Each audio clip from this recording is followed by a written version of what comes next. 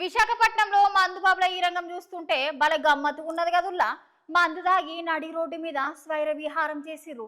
ఈ మందు బాబులు బాగా తాగేసి రోడ్డు మీదకి బుల్లెట్ వాహనం దోలుకుంటా ఈ రేషం వేసిండ్రు. మరి ఇక ముచ్చట ఎన్నో చూద్దామా. అసలు ముచ్చట ఏంటంటే మన విశాఖపట్నంలో కన్వెంట్ జంక్షన్ దగ్గర పోలీస్ అన్నలు డ్రంక్ అండ్ డ్రైవ్ చెకింగ్ చేస్తా అంటే ఇద్దరు బుల్లెట్ బండి మీద తాగి అక్కడికి వచ్చిండ్రు. పోలీస్ అన్నలు వాళ్ళ డ్యూటీ వాళ్ళు చేయాలి కాబట్టి డ్రంక్ అండ్ డ్రైవ్ టెస్ట్ చేస్తా అంటే ఆ యువకులు పోలీస్ అన్నలకు సహకరించకపోగా వారిని నడుపుతున్నటువంటి బుల్లెట్ బండిని వాళ్ళ పైకి పోనిచ్చి అక్కడి నుంచి తప్పించుకొని పోయిండ్రు. అక్కడ ఉన్న పోలీస్ అన్న కొంచెం దెబ్బలు దాటినాయి. అయినా పక్కపోటి డ్యూటీలో హోంగార్డ్ బాలరాజు ఆ పోరగాలను ఎట్లయినా పట్టుకోవాలని అనుకుని వాళ్ళ వెనుక ఫాలో అయ్యి వాళ్ళిద్దరిని పట్టుకున్నాడు. ఆ తాగుబోతు యువకులు నడుపుతున్న వాహనానికి ముందట ఒక నెంబరు, వెనకాల ఇంకో నెంబర్ ఉన్నదట.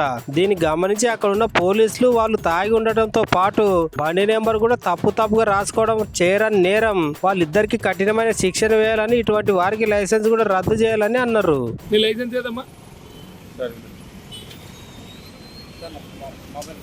డ్రైవింగ్ లైసెన్స్ మొబైల్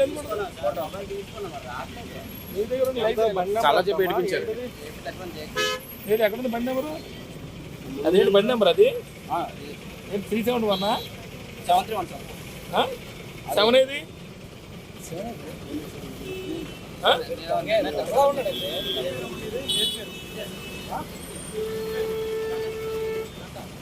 సార్ తప్పు నంబర్ తప్పు. ఫ్రంట్ ఒక నంబర్ ఉంది.